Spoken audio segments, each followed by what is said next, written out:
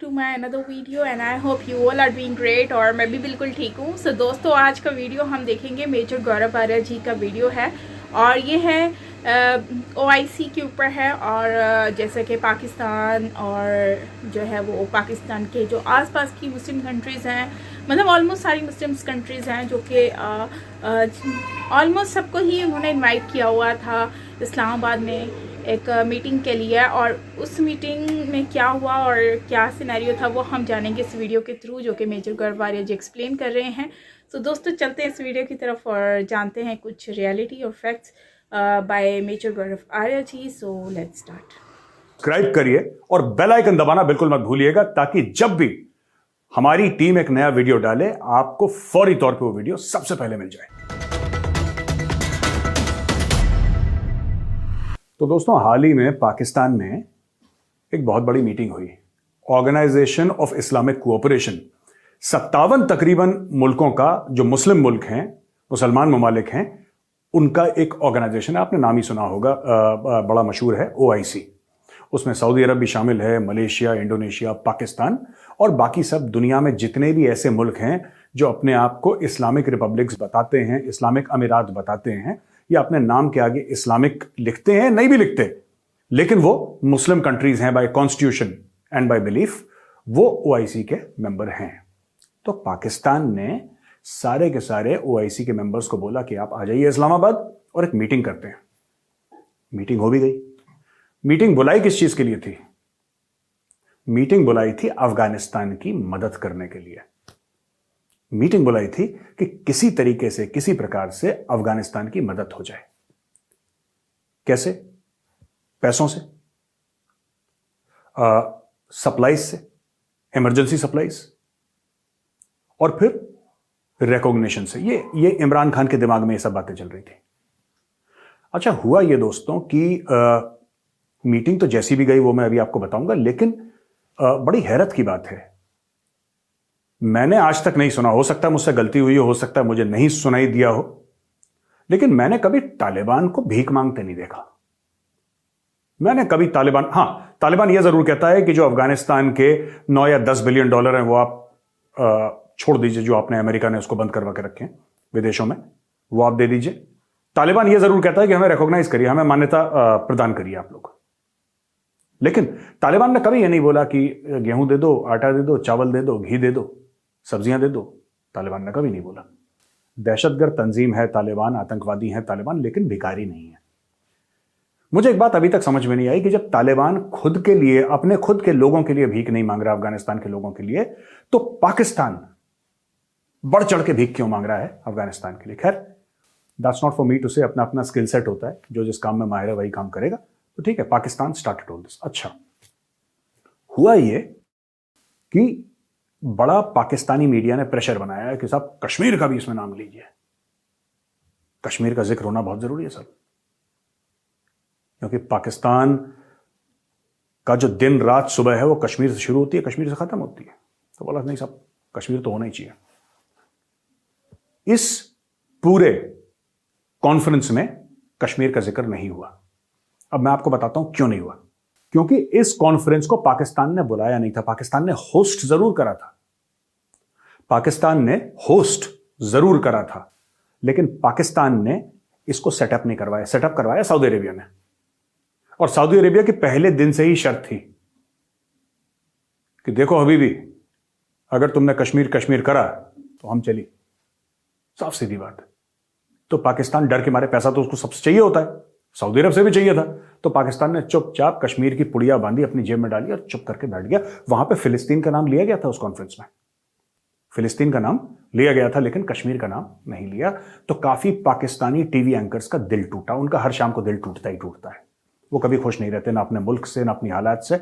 हर रोज उनकी कंप्लेंट जो है, कभी भी आपको अगर बुरा लग रहा हो कि मुल्क में कुछ खराब हो रहा है, भारत में ये अच्छा नहीं, वो अच्छा नहीं, पाकिस्तानी टीवी देखिए, आपका मोरल अप हो जाएगा। आपको लगेगा कि हाँ यार, हमारे मुल्क में सब बहुत अच्छा है। ये देखो बगल में क्या तहस नहस मचा रखी है इमरान खान ने। खैर, coming back to the point दोस्तों, हुआ ये कि ये मीटिंग में और काफी सारी चीजें डिस्कस करी गई। सऊदी अरेबिया ने बोला कि हम 1 अरब रियाल देते हैं, तकरीबन 300-400 अरब डॉलर तक पड़ता है 1 अरब रियाल, जो कि ऑनेस्टली स्पीकिंग ऊंट के मुंह में जी रहा है, उससे कोई फर्क तो पड़ने नहीं वाला अफगानिस्तान को। लेकिन इतना बाकी सब किसी ने पैसे की बात भी नहीं करी। फिलिस्तीन की उड़ी उड़ी बात करी, कुछ आई थिंक अजरबैजान का हो सकता है कुछ जिक्र हुआ हो या किसी और मुल्क का, I am missing it out, किसी और मुल्क का थोड़ा सा जिक्र हुआ। कश्मीर को साफ ही खा गए। तो जहां मोईद यूसुफ जो पाकिस्तान के नेशनल सिक्योरिटी एडवाइजर हैं, इमरान खान के नेशनल सिक्योरिटी एडवाइजर हैं, जब वो बोल रहे थे कि साहब ये बहुत बड़ा सक्सेस है इमरान खान के लिए, तो उसकी बात हो गई झूठी। आप ये देखिए छोटा सा वीडियो मोईद यूसुफ का। मेरा ख्याल है तमाम कौम को फ़ख्र होना चाहिए कि पाकिस्तान ने एक इतना बड़ा सेशन, एक्स्ट्राऑर्डिनरी सेशन OIC का यहाँ पे मुनक्किद किया।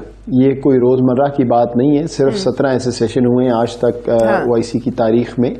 और इसमें प्राइम मिनिस्टर की लीडरशिप, फॉरेन ऑफिस की लीड काम करने में, और तमाम हमारे जितने इदारे थे, it's really a testament to our importance. दुनिया ने तस्लीम किया है कि पाकिस्तान का एक कलीदी किरदार भी है। पाकिस्तान की स्ट्रेटेजिक इंपॉर्टेंस, वैसे भी हम कई दफ़ा बहुत सेल्फ क्रिटिकल तो हो जाते हैं, लेकिन अपनी कामयाबियों को, अपनी कोशिशों को भी हमें अप्रिशिएट करना चाहिए।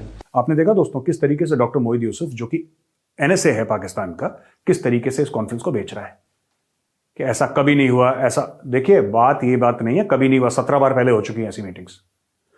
हम पाकिस्तान में कभी नहीं हुई क्योंकि पाकिस्तान को इस लायक नहीं समझा। कभी एटमी मुल्क करते रहते हैं, पाकिस्तान को कभी इस लायक नहीं समझा कि पाकिस्तान के अंदर कोई कॉन्फ्रेंस हो। बहरहाल बात यह है कि उस कॉन्फ्रेंस के अंदर पाकिस्तान को कुछ नहीं मिला, पैसे और खर्च हो गए जो बचे कुछ थे। तो यह पाकिस्तान के लिए एक डिप्लोमेटिक फेलियर था बड़ा जबरदस्त। मैं क्यों कह रहा हूं उसको डिप्लोमेटिक फेलियर? काफी पाकिस्तानी भाई बहन डिसएग्री करेंगे, बोलेंगे नहीं साहब उसने बुलाया, ये हुआ वो हुआ, बहुत बड़ा अच्छा तमाशा। देखिए, इससे कोई फर्क नहीं पड़ता। इससे कोई फर्क नहीं पड़ता कि अगर आपके मुल्क के अंदर 10 लोग आ गए, उसका नतीजा क्या निकला, रिजल्ट बताइए आप। छोड़ दीजिए 40 मुल्क आए थे, 50 आए थे, उसमें अमेरिका भी आया था, फ्रांस का भी रिप्रेजेंटेशन था, यूरोप की एक आध कंट्रीज का और रिप्रेजेंटेशन था, ये सब छोड़ दीजिए।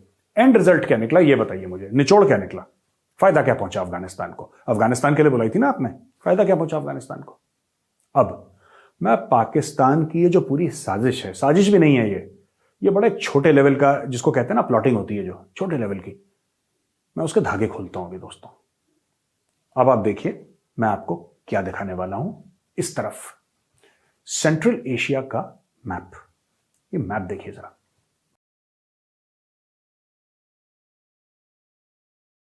तो दोस्तों इस मैप पे देखिए पाकिस्तान के नेबर्स कौन है, पड़ोसी कौन है? Turkmenistan, Uzbekistan, Tajikistan, China, Pakistan, Iran, लगभग ये नेबर्स हैं। इसमें से तुर्कमेनिस्तान, उज्बेकिस्तान, तजाकिस्तान, पाकिस्तान और ईरान मुस्लिम मुल्क हैं, और ये OIC के ऑर्गेनाइजेशन ऑफ इस्लामिक कोऑपरेशन के मेंबर्स भी हैं, छोड़ के पाकिस्तान।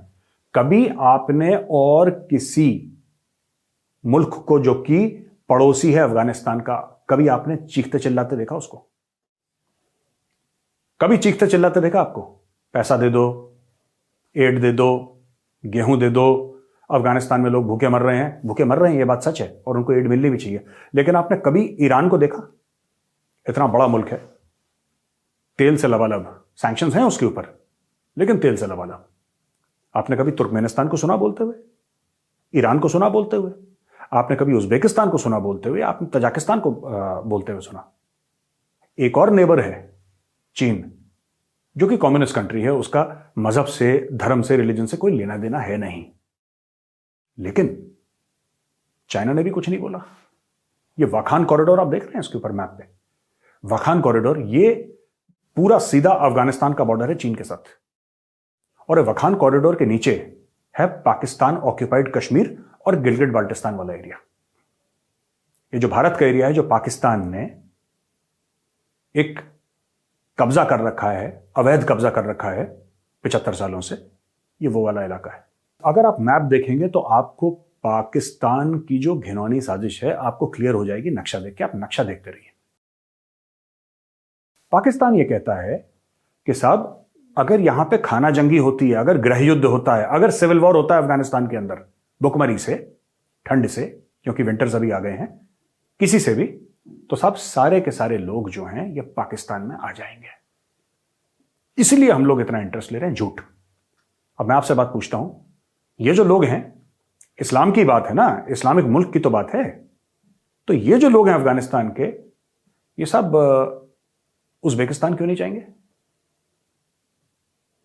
मैं जानना चाहता हूं आपसे। ये तजाकिस्तान क्यों नहीं जाएंगे? ईरान क्यों नहीं जाएंगे?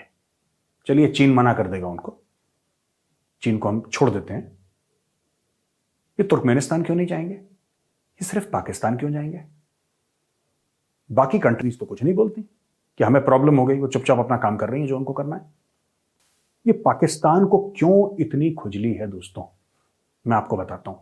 ये पूरी जो मीटिंग करी गई है ना, ये ओआईसी मीटिंग नहीं है, ये कटोरा कॉन्फ्रेंस है।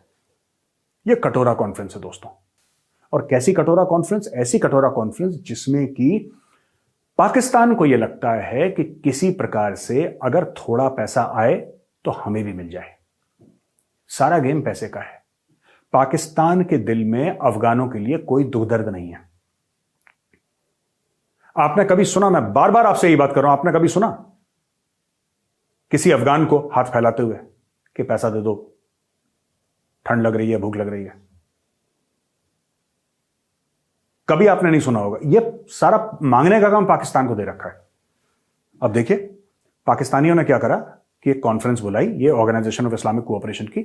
लोगों ने अपने नंबर 2 भेजे, नंबर 1 किसी ने नहीं भेजे, क्योंकि इंडिया में उस वक्त कॉन्फ्रेंस हो रही थी सेंट्रल एशियन स्टेट्स की। तो 5 जो मुस्लिम सेंट्रल एशियन स्टेट्स हैं, उनके तो फॉरेन मिनिस्टर इंडिया में बैठे हुए थे, जिनको रिपब्लिक डे की परेड के लिए इन्वाइट भी कराए।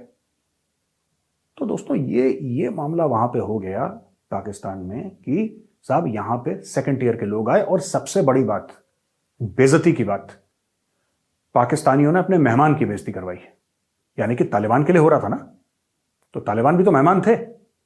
बाकी जितने भी मुल्क थे उन्होंने मना कर दिया कि तालिबान की तरफ से जो आया है यहां पे इस मीटिंग में, हम इसके साथ फोटो तक नहीं खिंचाएंगे, निकालो उसको कमरे से बाहर, फ्रेम से निकालो बाहर। तालिबान वाले को निकाल दिया वहां से, बाकी अरब मुल्कों ने, बाकी मुसलमान मुल्कों ने। पाकिस्तान वहां पे गिगियाता रह गया कि साहब वो आए हैं जरा फोटो, उन्होंने फोटो तक नहीं खिंचाई। और दोस्तों यही बात हुई थी जब परवेज मुशर्रफ पाकिस्तान का प्रेसिडेंट था। ये मेरी सुनी बात है, मुझे एक पाकिस्तानी भाई ने बताई, मेरा बड़ा क्लोज फ्रेंड है, उसने बताई कि मेजर साहब यही बात हुई थी जब क्लिंटन आया था पाकिस्तान।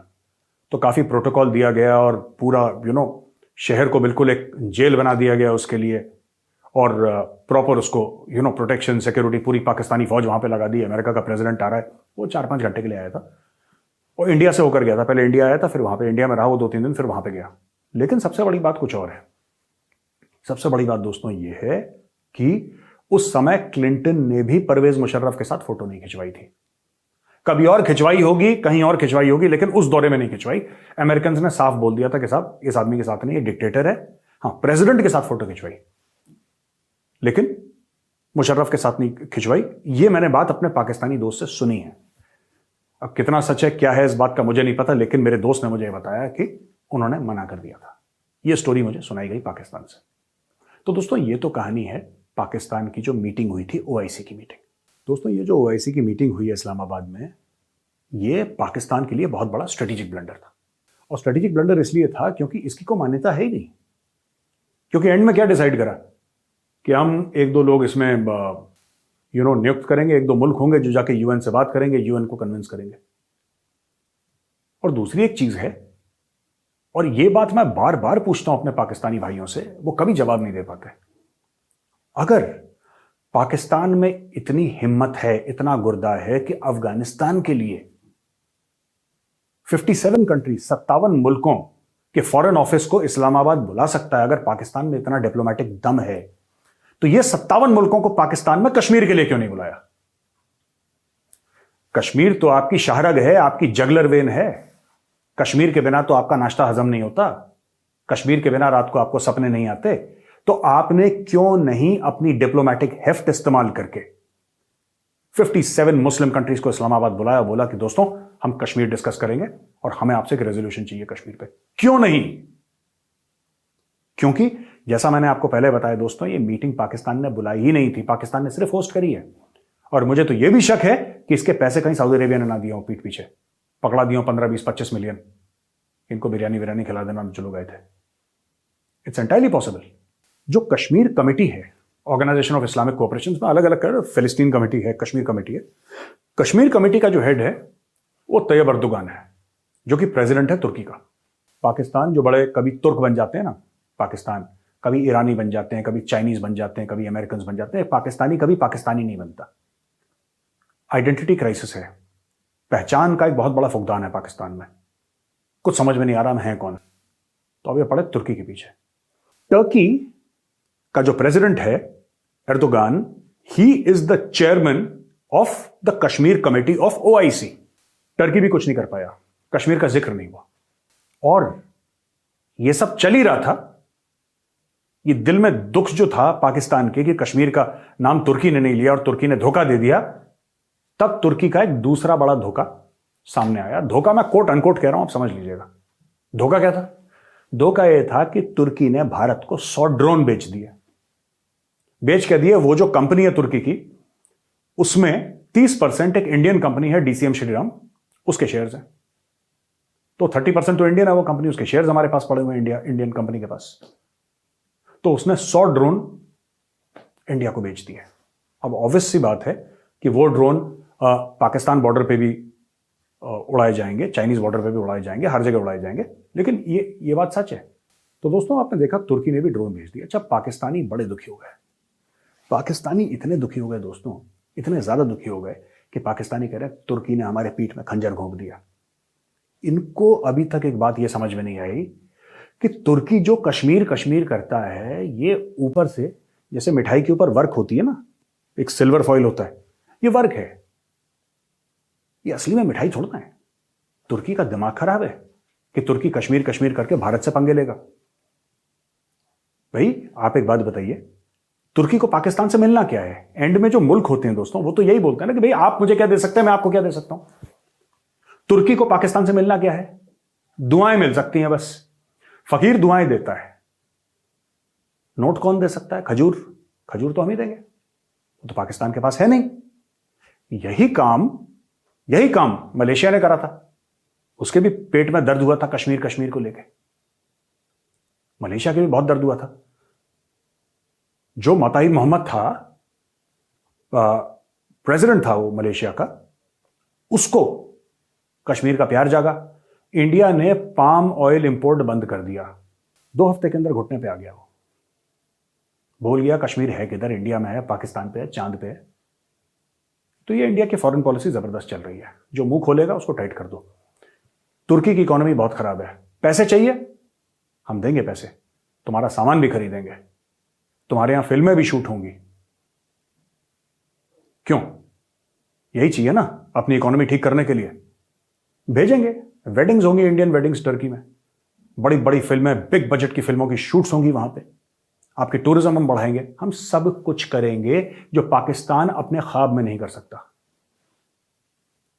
पर धीरे धीरे तुर्की को भी समझना पड़ेगा कि all this comes at a cost. ये जो पैसे हम देंगे ना, उसकी कीमत है। There is nothing called a free lunch. और फ्री लंच तो खैर पाकिस्तान को बहुत पहले समझ में आ गया, अब तुर्की को भी समझ में आ गया। There is nothing called a free lunch. हाँ, छोटा मोटा चुटपुट जब दिल में या पेट में कश्मीर का दर्द हो बोल लो, लेकिन एंड में रहना इंडिया के साथ, क्योंकि पैसे यहां से आने हैं। पाकिस्तान कभी किसी का आज तक भला नहीं करा पाकिस्तान ने, पाकिस्तान भला कर भी नहीं सकता। तो दोस्तों यहां आपने देखा तुर्की ने पाकिस्तान के साथ क्या करा, और पाकिस्तान को दिया क्या? हमें तो ड्रोन दिया, हमने खरीद लिए। पाकिस्तान को बोला कि एक ड्रामा है अर्तुगरुल गाजी, तुम वो देखो। और पाकिस्तानी पागल हो गए बिल्कुल ड्रामा देख के। इंडिया में भी कुछ लोग पागल हो गए, लेकिन पाकिस्तान में तो पूरा का पूरा पाकिस्तान, जिसको हिंदी में कहते हैं ना बावला हो गया। पूरा पाकिस्तान बावला हो गया। अर्तुगरुल गाजी, ये इमरान खान ने झूठ बोला। इमरान खान ने अपनी कौम को यह बोला कि यही अगर आपको इस्लामिक इतिहास पढ़ना है या समझना है तो यह ड्रामा देखिए आप, टीवी ड्रामा। तो सब लोगों ने अर्तुगरुल गाजी देखा, पाकिस्तानी खुश हो गए कि हम भी ऐसी हैं, हम भी तुर्क हैं, हम भी घोड़े पे आएंगे, हम भी तलवार लहराते हुए आएंगे। पर मैं पाकिस्तानी भाइयों बहनों को यह बोलना चाहता हूं कि देखो यार, ऐसा है कि तलवार तुम्हारी गिरवी और घोड़ा बिक गया। ठीक है, तलवार तुम्हारी गिरवी और घोड़ा बिक गया है, तो अभी कुछ नहीं हो सकता। The story is over.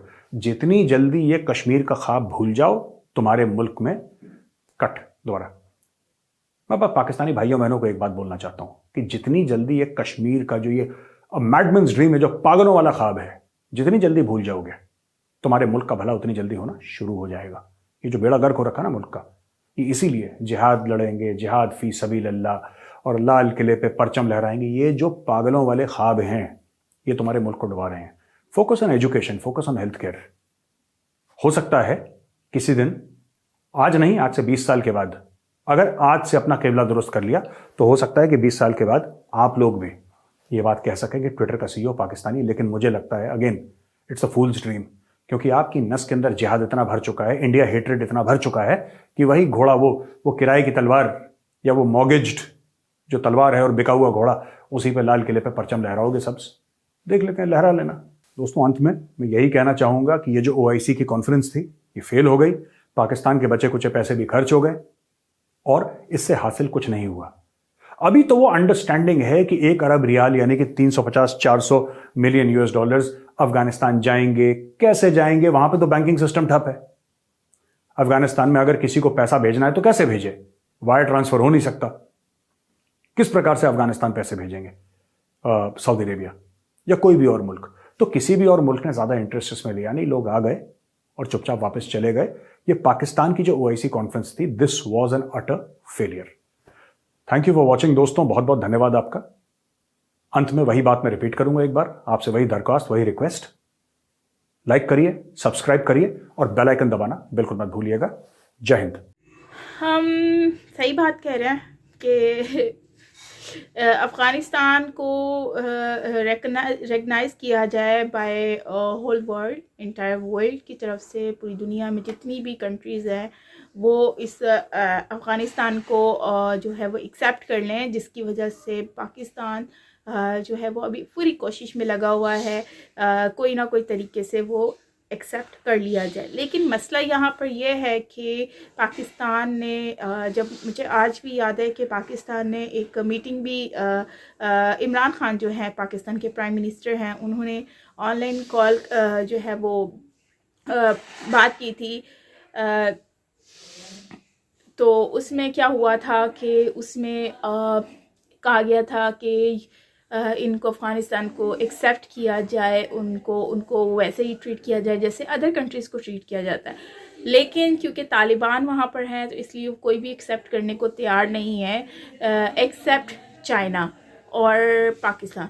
तो जिसकी वजह से पाकिस्तान की भी भरपूर कोशिश है कि वो तालिबान जो है उनको एक्सेप्ट किया जाए बाय होल इंटायर वर्ल्ड।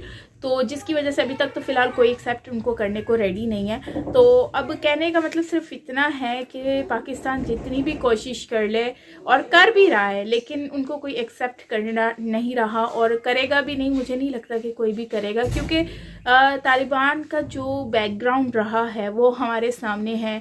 उनको कोई एक्सेप्ट करके क्या करेगा, क्योंकि उनकी वजह से इतने मामला जो है वो गड़बड़ हुए हैं। और दूसरी बात यह है कि बहुत पूरी दुनिया ने उनको फेस किया है, लोगों ने बहुत सारी मुश्किलात को उसका सामना भी किया है, ठीक है ना। तो जिसकी वजह से लोग बहुत ज़्यादा अपसेट हैं और लोग कंट्री नहीं चाहेगी, कोई भी नहीं चाहेगी, इंडिया तो बिल्कुल भी नहीं एक्सेप्ट करेगी। लेकिन अगर हम बात करें इस इजलास की तो यहाँ पर कोई भी कंट्री नहीं आई, इवन दो वो मुस्लिम कंट्री ही क्यों ना हो, लेकिन उन्होंने एक्सेप्ट नहीं किया। लेकिन ये है कि अब जो है वो पाकिस्तान में भी नहीं आए, वो भारत चले गए हैं। मतलब कि देखो, वो इस बात को इतना वैल्यू ही नहीं देते। और आज अगर हम लोग IMF की ग्रे लिस्ट में हैं तो हम क्यों हैं, इसके पीछे भी एक इशू, मेजर इशू और रीज़न एक ही है कि हम लोग जो हैं वो भारत, मतलब कि हम लोग अफ़गानिस्तान को पाकिस्तान सपोर्ट कर रहा है, जिसकी वजह से अब हम लोग अभी भी इन्हीं की वजह से हम लोग इतना पीछे रह गया। मतलब कि इतने जो सर्कमस्टेंसेस हमें बैड कंडीशन देखने को मिल रही है पाकिस्तान की, तो ज़ाहिर सी बात है वो उनकी वजह से ही है। और अगर हम लोग हमारे सर्कमस्टेंसेस अगर हम सपोर्ट ना करते तो देखो हमारे पास इसके अलावा और कोई तो है नहीं ऐसी चीज़, सारी सब क्लियर है, बस एक है और वो यही पॉइंट्स हैं। अगर इनको हम क्लियर कर लेते, टेररिज्म को अपनी ज़िंदगी से हटा देते, तो शायद हो सकता है कि हम लोग बाहर आ जाते। लेकिन हम लोगों ने जिस तरह से अफ़गानिस्तान को अनफॉर्चुनेटली सपोर्ट करना स्टार्ट कर दिया, और उसकी वजह से अब देखो ना, तालिबान जो हैं तालिबान को फ़र्क नहीं पड़ता, वो पाकिस्तान शुरू में पाकिस्तान का बड़ा सपोर्ट करता था, लेकिन अब वो पीछे पीछे से सबके साथ कांटेक्ट में है और अपना राब्ते जो है वो क्लियर करने की कोशिश कर रहा है। तो यही सारी चीज़ें होती हैं कि लोग अपने फ़ायदे को सोचते हैं और अब तालिबान भी समझते हैं कि बस अपने मामलात को सीधा किया जाए, पैसा आए, हर चीज़ आए, ठीक है ना। और भारत इस वक्त भारत को सब लोग ही पसंद करते हैं और उनके साथ भी चलना चाहते हैं। और अगर हम देखें तो अब यहाँ पर कोई रिलीजन वाला सिस्टम रहा ही नहीं है कि सेम रिलीजन है तो हम उनको सेम रखें, ऐसा नहीं है। सो फ्रेंड्स, आपका क्या कहना है इस वीडियो के बारे में ज़रूर शेयर करना कमेंट सेक्शन में। बाकी ओवरऑल अच्छा वीडियो था, काफ़ी इन्फॉर्मेटिव था और आई होप कि आपको अच्छा लगा होगा। सो मिलते हैं नेक्स्ट वीडियो के साथ। Till then take care, bye bye.